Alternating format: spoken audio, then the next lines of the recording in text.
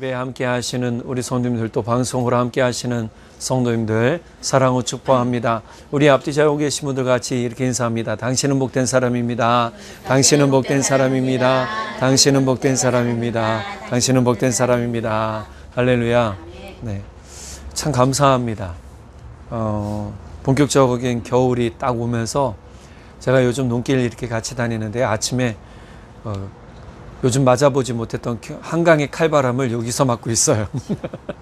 얼굴을 진짜 째는 듯한 칼바람이, 바람만 안 불면 30도도 견딜만 한데 바람 부니까 이 영하 2도도 이게 엄청 춥더라고요. 제가 몸이 좀 경직이 됐었나 봐요. 잠도 좀 잘못 잤고. 그래서 지난 화요일 저녁부터 해서 약간 허리 통증이 있었어요. 근데 수요일 날부터 진짜 잠을 자면서 몸을 움직이지 못할 정도로 허리 근육통이 심하게 와가지고 물리치료를 좀 받았습니다. 좀 감사한 건요, 많이 좋아졌어요. 물론 일어날 때 아이고야 이거는 있지만은 그래도 잘 움직여요. 그렇다고 해서 뭐 제가 누워 지낸 건 아니니까요. 일도 했고 다 했는데 제가 거짓말 안 하고요, 숨만 들이켜도 허리 아프다는 거 있잖아요. 숨만 들이켜도 아프고 조금만 했는데도 막 다리에 힘 풀려서 주저앉을 만한 통증이 오더라고요. 그래서 이게 허리 아프신 분들이 얼마나 힘든가 이제 좀 깨달았어요. 뭐라고 얘기하면 꿰본 게 아니라고 생각을 해야 되겠다, 그 생각을 좀 하게 됐습니다. 지난주에 제가 시편 23편 했죠. 이번 11월 마지막 주 그리고 12월 한 달은요, 우리가 좀 시편을 통해서 은혜를 함께 나누고자 해요. 시편은 한 사람이 지은 게 아닙니다. 시편은 시가서라고 해서요, 우리 하나님을 찬양하는 것 외에도 또 하나님께 간구하는 것과 내 마음의 아픔을 토로하는 그러한 내용들도 꽤 많아요. 다 하나님을 찬양하는 게 아니죠. 이 시편을 통해서 우리 인생의 삶에서 내 마음이 어떠한지를 살펴보는 게 참 중요해요. 우리 신앙생활하면 대부분 어떠냐면 내 감정을 무시해요. 그렇을 때 있죠. 신앙생활하면 내 감정은 중요하지 않아 이렇게 생각하는데요, 아니에요. 저는 시편 보면서요, 하나님께서 사람의 감정을 얼마나 중요하게 여기시는지를 알 수 있었어요. 하나님을 향해서 자기의 아픔과 고통과 괴로움을 토로하는데 하나님이 그 음성을 들으세요. 저는 이게 참 감사한 거예요. 하나님은 사람의 감정을 무시하지 않으세요. 이 시편을 보면 저자가 많아요. 무명의 시도 있고, 저자를 알지 못하는 거죠. 무명의 시, 대부분의 시가서는 구전으로 전해져 내려오는 그러한 노래들이었기 때문에 시가서라는 건 노래기도 해요. 그리고 또 다윗이 지은 것도 있고, 그리고 솔로몬이 지은 것과 아삽이라는 사람이 지은 것도 있고, 고라의 자손이 지은 시도 있어요. 그리고 또 우리가 잘 아는 모세의 시가도 하나가 있고요. 또 에스라 헤만이라는 사람, 에스라인 에단이라는 사람, 이런 사람들도 있어요. 다양하죠. 다양한 사람들이 시를 쓰는데요, 똑같은 내용들이 나와요. 하나님을 향해서.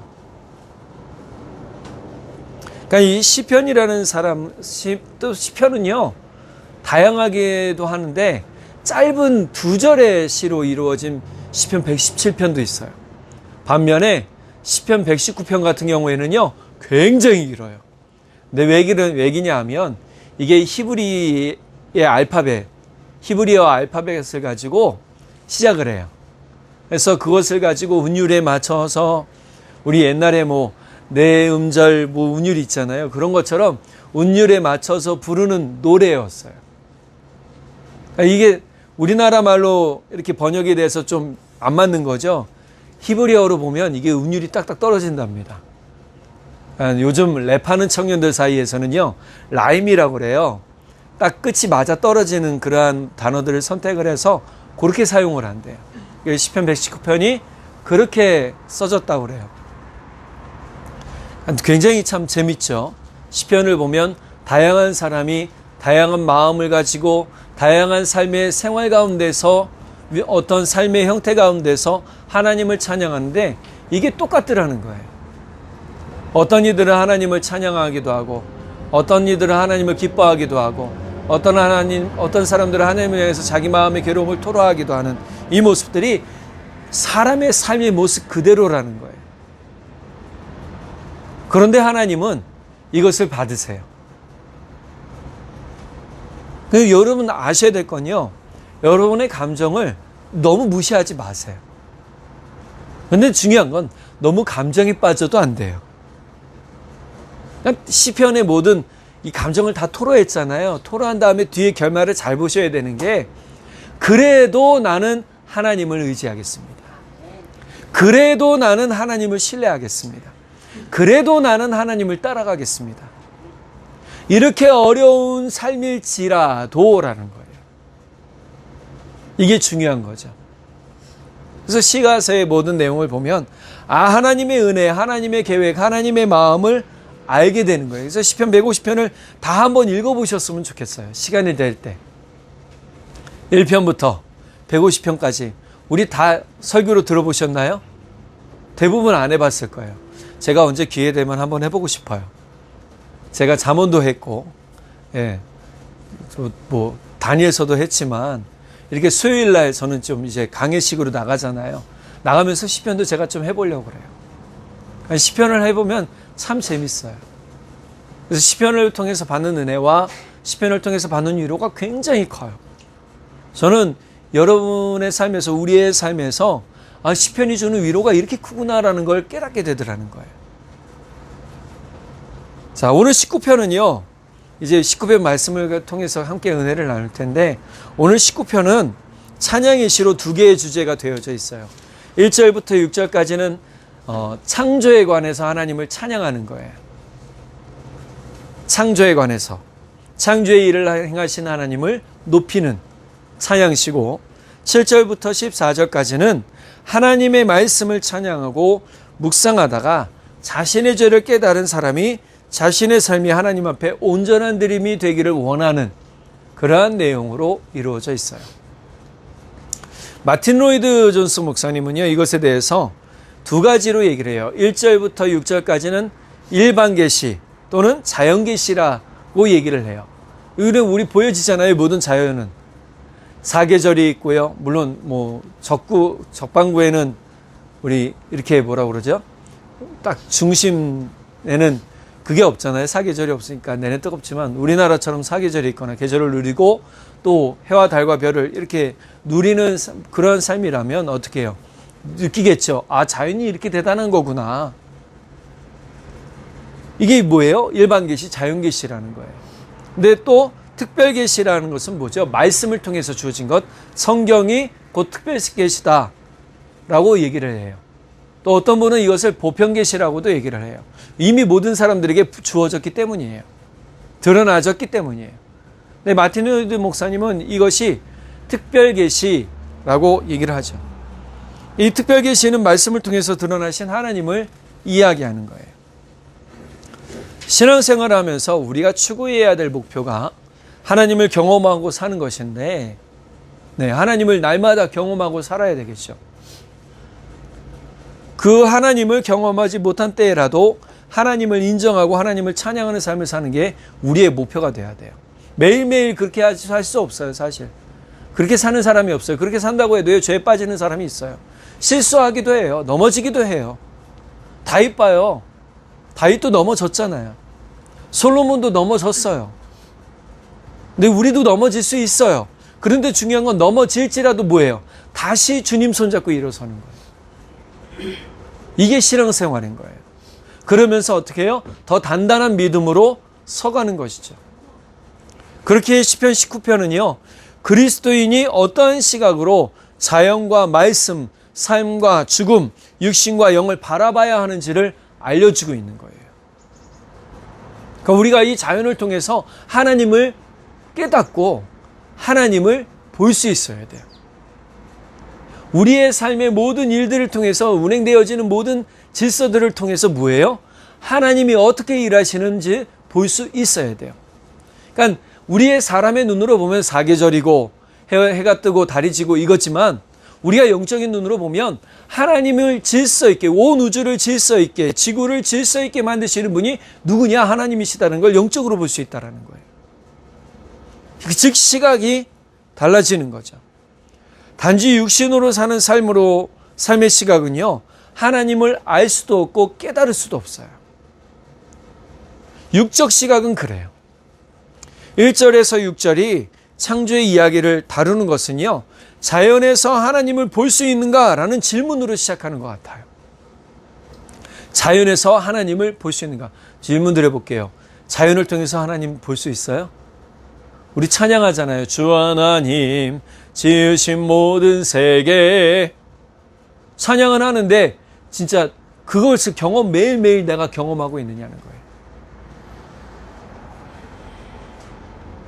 대부분 그렇지 못해요. 그냥 하루하루 살아가는, 주님 오늘도 하루하루 살아요 찬양하는 것처럼 그냥 하루하루 아무 느낌 없이 살아가는. 근데 저는 느꼈으면 좋겠어요. 낙엽이 떨어지는 곳에서, 봄에 um이 트는 곳에서, 눈이 오는 곳에서, 비가 내리는 곳에서, 꽃이 피는 곳에서 하나님의 모든 질서와 계획이 이 자연 안에 이미 다 있다라는 거예요. 그만큼 하나님이 돌보시는데 예수님 말씀하시잖아요. 너희라도 돌보지 아니하시겠느냐. 우리 눈으로 보기에는 들판에 나뒹구르는 그냥 자연적으로 생긴 것 같은 이 모든 것들도 하나님이 돌보시는데 하물며 너희 일치냐. 이 이야기는 하나님이 창조하시고 하나님이 만드신 모든 사람을 하나님이 붙들고 계시다는 거예요. 믿으시기 바랍니다.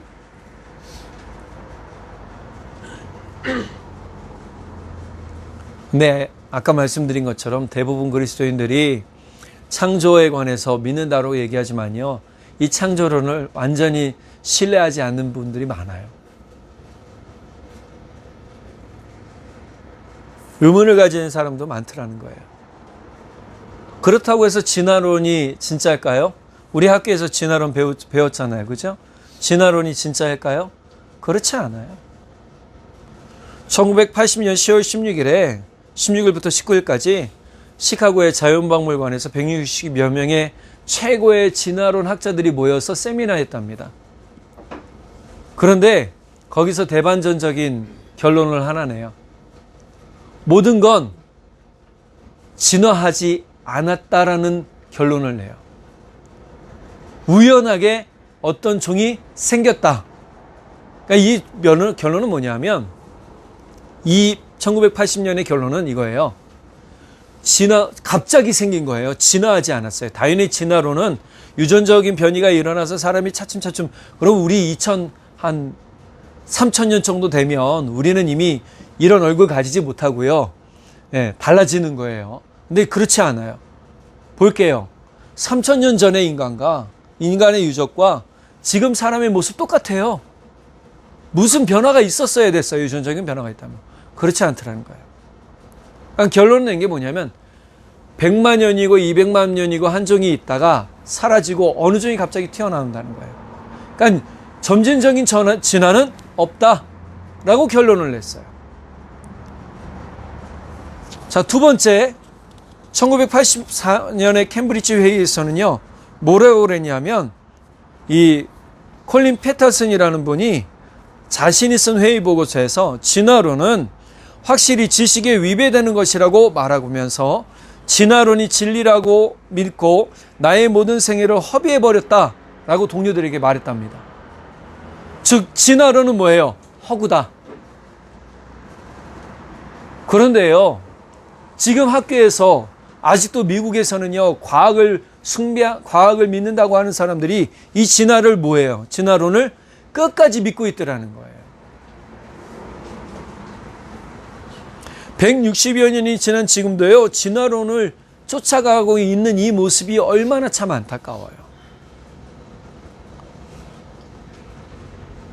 서양에서도 이 부분에 관해서 참 이제 교계의 창조론과 진화론을 동시에 학교에서 가르쳐야 된다라고 얘기하는 일들이 1960년부터 일어나기 시작했어요. 우리나라도 슬슬 이것을 주장하고 있어요. 그러니까 진화라는 것은요, 그렇게 저절로 될 수가 없다라는 것을 알려주는 거죠. 실제로 교회 안에서 어려서부터 신앙교육 받고 하나님이 천지를 창조하셨다라고 창조론을 믿던 배우던 아이들이 학교 들어가서 진화론 배우면요, 혼란이 온대요. 방황하기 시작한답니다. 뭐가 진짜예요? 라고 물어본다는 거예요. 그럼에도 불구하고 저는 이렇게 말씀드리고 싶어요. 창조신앙을 전해야 하는 이유는요, 사람의 지혜와 지식으로는요, 모든 관계성을 입증하기 어렵기 때문이에요. 아무리 뛰어난 과학자라도, 아무리 뛰어난 사람일지라도, 지식을 가진 사람일지라도 진화론은요, 해결할 답이 없더라는 거예요. 과학적이라고 포장했지만 절대 과학적이 아닌 비과학을 과학으로 하는 유사과학과 같은 것 같아요. 추론일 뿐이죠. 온 우주와 자연의 문제는 하나님의 주권에 있음을 인정할 때 우리는 그것을 온전히 수용하고 하나님의 놀라운 계획과 은혜를 경험할 수 있더라는 거예요.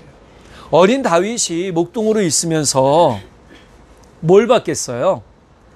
계절이 변하고 환경이 변하고 날씨가 변하고 온 우주가 변하는, 별들의 위치가 변하는 것을 보면서 그 모든 것들을 이렇게 하실 분이 누구밖에 없는가? 하나님밖에 없다라는 걸 깨달았다라는 거예요. 다윗의 이런 찬양은요, 우주와 지구를 만드시고 사람과 생물, 자연을 만드신 하나님의 손길이 얼마나 능력 있고 지혜 있는가를 고백하는 거예요. 창세기 1장 1절에 뭐라고 얘기하냐면, 현대인의 성경에, 이 개역 성경에는요, 하나님이 천지를 창조하시니라고 했지만 천지라는 말을 현대인의 성경에서는요, 태초에 하나님이 우주를 창조하셨다, 우주라고 표현하고 있어요. 여러분, 우주는 뭐예요? 이 지구에 국한되지 않아요. 우주는 온 우주예요. 어떤 과학자들이 이야기하기를 우주는 아직도 확장되고 있다, 이렇게 얘기를 해요. 최근에 제임스 웹이라는 큰 우주 망원경이 우주로 쏘아져 올렸어요. 근데 이 제임스 웹이 천체를 찍었는데, 우주를 확장해서 찍었는데요, 이 범위가 쫓아갈 수 없더라는 거예요. 엄청 넓더라는 거예요. 그 안에 무수한 별들이 또 생겨나고 있고 또 자라고 있고, 이게 다 누구의 일이라는 거예요? 하나님의 일이라는 거예요. 사람의 지혜와 지식은요, 해결할 수 없는 게 바로 이런 거예요. 우리의 시각도 단지 보는 것에 대한 인지로 끝나서는 안 되는 거예요. 영적 시각이 필요한 겁니다. 그 안에 감추어진 하나님의 사랑과 은혜를 볼 수 있어야 돼요. 바울은 아테네가 우상으로 가득한 것을 보고 마음이 진짜 분노했다라고 얘기를 해요. 분노했어요. 어떻게 이렇게 지성의 도시라는 곳에서 우상을 섬기는 일들이 횡행하는가? 분노했어요. 그래서 바울은 아테네에서 사람을 기다리는 동안 뭐 했냐면, 회당에 들어가서 복음을 전하고 광장에서 사람들을 만나 복음을 전했어요. 그러면서 뭐라고 그러느냐? 사도행전 17장 24절에 우주와 그 안에 있는 모든 것을 창조하신 하나님께서는 하늘과 땅의 주님이시다 라고 얘기를 해요. 여러분이 알지 못하는 신에게 라고 하는 그분이 누구냐? 하나님이다. 근데 이 하나님이 누구냐? 우주와 땅을 만드신 분이다. 여러분, 이렇게 고백해 보셨어요? 그런데 온 우주를 살피시는 분이 작은 우리도 살피세요. 할렐루야. 작은 나도 살피세요.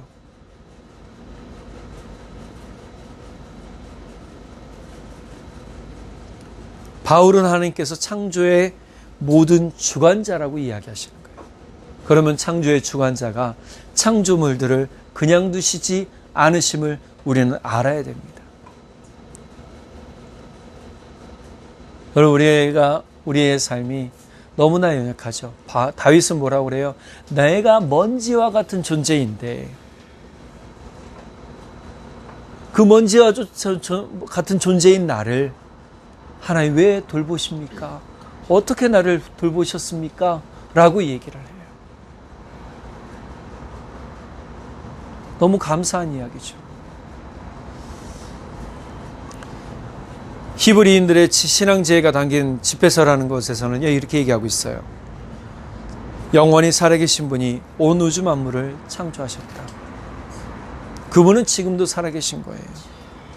그래서 그분은 그 보좌를 하늘에 세우시고 거기에서 온 우주를 다스리시고 또 온 우주를 채우시기 위해 예수님께서 다시금 뭐 하셨어요? 올라가셨다라고 에베소서 4장 10절에서는 이야기하고 있단 말이에요. 그분이 누구예요? 달시에 올라가신 그분이 예수 그리스도예요. 우리의 삶도 하나님의 창조계획 안에 있음을 믿으시기 바랍니다. 하나님은요, 창조물인 우리를 그냥 두지도 않으시고 우리를 통해서 영광 받으시기 원하세요. 여기에 앉아 계신 또 방송을 보시는 모든 분들을 통해서 영광 받으시길 원하세요. 빌립보서 2장 11절에 모두가 예수 그리스도는 주님이시라고 고백하여 하나님 아버지께 영광을 돌리게 하셨다라고 고백하는 이게 뭐예요? 예수님을 믿는 모든 사람들이 곧 하나님께 영광 돌려드리는 모든 사람들이다 라고 얘기하는 거예요. 시편 86편 12절에도 뭐라고 얘기합니까? 주 하나님, 내 마음을 다하여 주님께 감사드리며 영원토록 주님의 이름에 영광을 돌리렵니다. 이 돌리는 건 말과 마음으로 돌리는 거예요.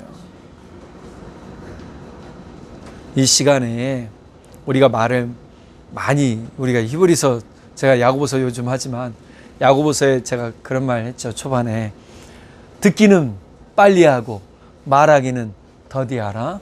분노의 말을 내뱉지 마라. 이것이 하나님의 의를 이루지 못한다. 제가 거듭 강조하는 게 있어요. 우리는 두 귀를 가진 이유, 하나님이 귀를 두 개 지으신 이유가 많이 들으라는 거예요. 대신 입이 하나인 이유는 적게 말하라는 거예요. 그리고 뭐해요? 우리의 감정을 성령님으로 충만하게 채워서 은혜의 말을 할 수 있어야 된다는 거예요. 감정에 사로잡힌 말은요, 분노를 일으킨 말은요, 결코 나나 타인에게 유익이 되지 못하더라는 거예요. 그러니까 우리가 말과 마음을 온전히 드린다는 것은 살아계신 하나님을 높이는 일에 쓰임받기 위해서라는 거예요. 제가 오늘 제목을 그래서 말과 마음의 드림으로 정한 이유가 그거예요. 내 말과 나의 말에, 여기 말씀해 보면 내 입의 말과 마음의 묵상이 주님 앞에 연락되기, 연락이 뭐예요? 드려지기를 원합니다. 주님이 받으시기를 원합니다라고 얘기하는 거예요. 그러면 이 앞에 1절부터 13절까지의 모든 하나님의 찬양과 하나님을 높이는 일들이 그렇게 드림이 되기를 원하는 거죠. 날마다 우리는요, 우리의 삶을 주님 앞에 말과 마음으로 또 실천으로 드릴 수 있어야 될 줄 믿습니다. 하나님은 이것을 기뻐하시더라는 거예요. 우리 삶이 지금 하나님께 영광을 돌릴 처지가 아니라고 생각하실 수도 있어요. 바로 그때가 하나님께 더욱 영광 돌려드릴 때입니다. 우리를 구원하시고 우리를 어려움에서 건지시고 우리를 환난 가운데서 건지실 하나님을 찬양하며, 건지신 하나님이 아니라 건지실 하나님을 찬양하는 거예요. 찬양하고 영광 돌리는 걸 하나님이 기뻐하시더라는 거죠. 지금 내 몸이 아플 수도 있어요. 괴로울 수도 있어요. 그래도 우리는 이것을 멈추지 말아야 돼요. 그럴 때 주님의 기쁨이 우리 안에 충만하게 기름 부어질 것을 저는 믿습니다. 두 번째로, 말씀을 통해서 하나님을 만나야 돼요. 만나는 게 중요합니다. 여러분, 우리가 하나님을 어떻게 만나요? 여기서 하나님 만나보신 분 계세요? 죄송합니다. 하나님 직접적으로 만나지 못했죠. 뭘 통해서 만났어요? 다른 사람의 고백이나 내가 마음에 믿어져서 만나는 거예요.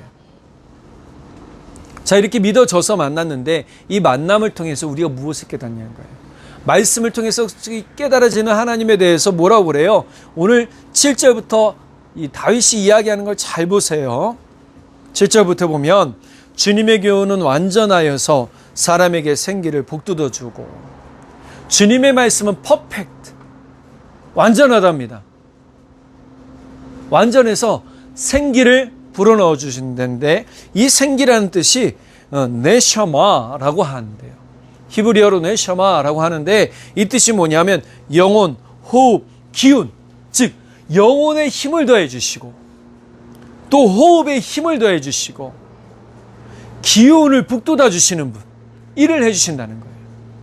하나님의 말씀을 그래서 우리는 들어야 돼요. 하나님의 말씀은 그래서 우리는 받아야 돼요. 하나님의 말씀을 봐야 돼요.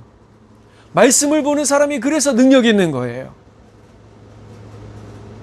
말씀을 읽으면 어떻게 해요? 힘이 생기잖아요. 위로를 얻잖아요. 내용이 다시 살아나는 기쁨을 얻잖아요.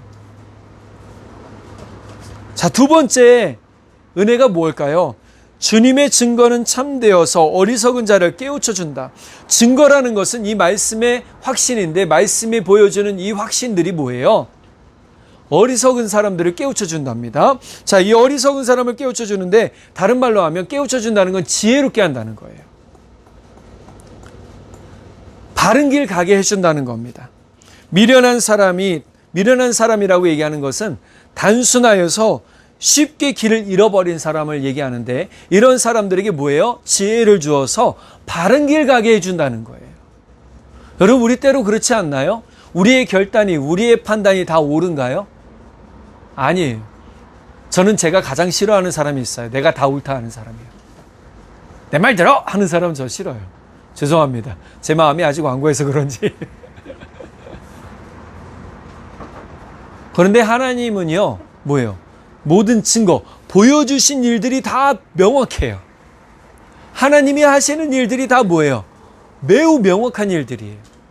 그래서 어리석은 사람일지라도 그것을 보면 바른 길을 갈 수밖에 없더라는 거예요. 우리는 어리석은 마음으로 사는 삶이 아니라 더 이상 하나님이 주시는 지혜와 하나님이 주시는 은혜를 가지고 올바로 보며 살아가야 돼요. 이게 영적인 눈을 가지는 사람의 모습인 거라는 거예요. 제가 요즘에 참 감사한 게 있는데요. 물론 제 자신이 다 옳은 건 아니에요. 그러나 때로 이렇게 기도하고 사람들한테 이야기를 할 때 이것이 좋은 판단이 돼서 나갈 때가 있어요. 그럼 진짜 감사해요. 이것은 이제 받는 사람의 몫인데 받는 사람도 있고 받지 않는 사람도 있겠죠. 그러니까 주님께서는 우리가 기도하며 사람들을 지혜롭게 이끌어가길 원하신단 말이에요. 그러니까 이 목도 누구에게 있어요?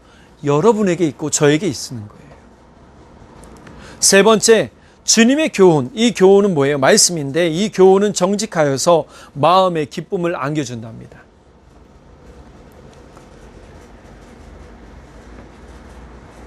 자, 기쁨에 안겨주는데 그러면 기쁨을 안기려면 어떻게 해요? 말씀을 잘 따라야 되겠죠. 사람의 본성은요, 하나님의 말씀에 불순종해요. 우리가 노아의 방주가 지어지기 전에 그 모습의 말씀을 보면 이 창세기에 뭐라고 그러냐면 사람들이 자기 마음과 자기 뜻대로 살았다라고 해요.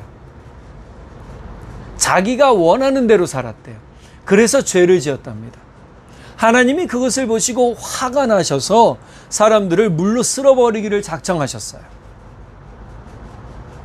그때 한 사람 노아의 가족을 남겨두시죠. 그래서 노아를 통해 큰 배, 방주라고 얘기를 하는데 큰 배를 만들게 하시고 그 배를 만들면서 이 동물들 한 쌍씩 그리고 노아의 가족을 남겨두세요. 이 일들이 왜 중요하냐면 하나님은 근본적으로 사람들이 본성적으로 딱 악에 빠진 이후로부터 모든 사람들의 본성이 악하다라는 걸 보셨다란 말이에요. 악을 추구하는 습성을 가진 사람들이 이제 하나님의 말씀을 통해 뭐예요? 악이 아닌 하나님의 은혜를 쫓아가는 삶이 되도록 만들어주는데 이 하나님의 은혜를 쫓아가면 기쁨이 생기더라는 거예요. 여러분, 나쁜 일 하고 기뻐하는 사람 보셨어요?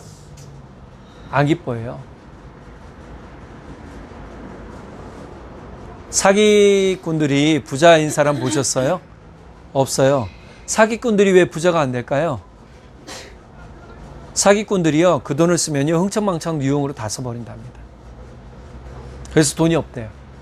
물론 뭐 숨겨두기도 하겠지만, 그러면 이 모습을 보면 우리 삶에서 진짜 하나님의 말씀을 따르는 사람들이 비록 작은 일의 수익을 가지고 열매를 내게 얻을지라도 그 길을 가는 사람들이 하나님 주시는 기쁨과 은혜가 있게 되더라는 거예요. 올바른 길 가는 사람에게 결국 기쁨이 있다라는 것이죠. 자, 네 번째, 주님의 계명은 순수하여서 사람의 눈을 밝혀준다. 순수하라는 건 pure 또는 clear, 영어로 이렇게 표현을 하는데요. 아무것도 섞이지 않았어요. 하나님의 말씀은요, 불순물이 없는 정금과 같아요. 그래서 이 말씀을 따르는 사람들은 눈이 밝혀지는데요. 이 눈이 밝혀진다는 말은 다른 말로 하면 판단력이 선다는 거예요. 또한 영적 판단력을 통해서 주님, 그 빛을 비추어서 마음과 육체 또까지도 건강하게 한다는 겁니다. 우리가 눈이 밝아지기를 원하는 분들 계시죠? 머리도 들이지 마시고 말씀 보며 기도하시기 바랍니다. 육체의 눈은 어쩔 수 없어요. 노안도 오고요. 세잔해져요. 노약, 이 육체는 늙어갈 수밖에 없는 거예요. 막 주름 오는 거 신경 쓰지 마세요. 주름이 왜요? 저는 나이 들면서 멋지게 주름지는 게 참 멋있다라고 생각을 해요. 주름이 창피하다는 생각해 본 적이 없어요. 우리가 늙어가는 몸을 가지고 있는 인생인데 그것 때문에 스트레스 받지 말고 도리어 지혜로운 판단을 가진 사람이 되도록 우리가 기도해야 될 것을 믿습니다. 다섯 번째로 말씀은 뭐예요? 티 없이 맑아서 영원토록 견고히 서 있으며 주님의 법규는 참되어서 한결같이 바르다. 티 없이 맑아서라는 것은요, 우리가 맑은 물 보면 어때요? 물이 없는 것 같이 보이잖아요. 아무것도 없이. 자, 그대로 비추는 거예요. 그래서 우리 자신을 볼 수 있어요. 우리 자신을 비추는 것 같아요. 그래서 우리 안에 있는 모든 더러운 것과 모든 죄와 우리 안의 허물들을 다 뭐예요? 봐서 회개하게 하고 씻기고 그 다음에 주의 말씀을 통해 우리가 온전히 서도록 만들어 준다는 것이죠. 자, 이렇게 말씀은 귀한 가치가 있는 거예요. 그래서 뭐라고 얘기합니까? 10절 11절에 다윗은 이 가치를 이렇게 얘기해요. 주님의 교훈은 금보다 순금보다 더 탐스럽고 송이꿀보다 더 달콤하다. 그러므로 주님의 종이 그 교훈으로 경고를 받고 그것을 지키면 푸짐한 상을 받을 것이다.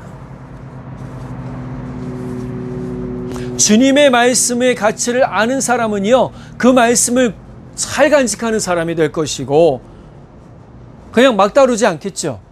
여러분, 금을 어디에다 둬요? 막 다루십니까? 저는 금을 대부분 금거나 남이 모르는 내가 아는 곳에 꼭꼭 숨겨두는 걸 알고 있어요. 사람의 심리가 그래요. 뭐 그냥 길바닥에 둬요? 다른 지나다니는 사람이 보이는 눈앞에 두고 다닙니까? 그렇지 않잖아요. 근데 말씀이 똑같아요. 말씀은 그것보다 더 가치 있는 거예요. 말씀은 그것보다 더 소중한 거예요. 말씀은요, 그 어떤 음식보다 더 달아요. 그래서 말씀의 은혜를 가지고 깨달은 사람은요, 말씀을 계속 볼 수밖에 없는 거예요. 다윗은 이 말씀을 배우고 그대로 행한 결과 부족함이 없는 삶을 살았다라고 얘기하잖아요. 또한 살 것이다라고 얘기하잖아요. 우리가 지난주에 시편 23편, 그죠? 부족함이 없이 주님께서 내 삶을 인도해 주실 것이다라고 고백하잖아요. 그의 잔이 흘러넘치는 풍요로움을 누리게 될 것이고 실제로 누리고 살았어요. 하나님의 말씀은 이렇게 배우고 순종하는 사람들에게 말할 수 없는 풍요로움을 주시는 거예요. 그러나 반대로 말씀을 통해 죄를 깨닫기도 합니다. 12절에서 13절 볼까요? 자기의 허물을 능히 깨달을 자 누구리요? 나를 숨은 허물에서 벗어나게 하소서. 또 주의 종에게 고의로 죄를 짓지 말게 하사 그 죄가 나를 주장하지 못하게 하소서. 그리하면 내가 정직하여 큰 죄가에서 벗어나겠나이다. 여러분, 말씀을 아까 말씀드렸지만 뭐예요? 이 말씀을 통해서 나의 허물을 깨닫게 되기도 한다는 거예요. 그러니까 내 허물을 깨닫는 사람은요, 이 경고를 잘 받아들이는 사람은요, 은혜가 있는 거예요. 로마서 5장 13절에 보면 바울 사도는 이렇게 얘기를 해요. 죄와 율법의 관계에서 율법이 있기 전에도 죄가 세상에 있었으나 율법이 없을 때에는 죄가 죄로 여겨지지 않았습니다. 율법을 통해서 뭘 깨닫게 되는 거예요? 내가 허물 있는 사람이라는 걸 깨닫게 된 거예요. 그럼 이것으로 낭망하며 낙심하며 살면 되겠느냐? 그렇지 않다는 거죠. 도리어 이 허물을, 이 죄를 씻어주실 예수님의 사랑 가운데 머물러라고 얘기를 하는 거예요. 예수님을 믿으라라고 얘기하는 거죠. 율법, 말씀이 나쁜 게 아니에요. 뭐가 나빠요? 그것을 받아들이는 사람들이 어떤가에 따라서 달라지는 거예요. 율법, 말씀이 주어지기 전에도 죄를 짓고 살았지만 그것이 죄라고 생각하지 못했던 사람들, 그러나 하나님께서 이 말씀을 주신 후에 자신들의 잘못이 죄라는 걸 깨닫기 시작하고 또 하나님을 찾는 길도 주어졌다는 걸 깨닫게 돼요. 바로 하나님을 경외하며 섬기는 것이 하나님을 기뻐하시는 것이라는 것을 알게 되는 거죠. 하나님을 바로 만나는 삶을 사는 것, 지금 우리에게 너무나 중요한 일입니다. 우리가 말과 마음의 드림을 통해서 하나님의 은혜는 뭐예요? 하나님을 바로 만나는 은혜를 경험하는 거예요. 기쁨을 경험하는 거예요. 그래서 내 입의 말과 마음의 묵상이 주님 앞에 연락되기를 원한다라는 것은 내가 결국 뭘 하길 원하는 거예요? 하나님을 바로 만나길 원한다라고 고백하는 거예요.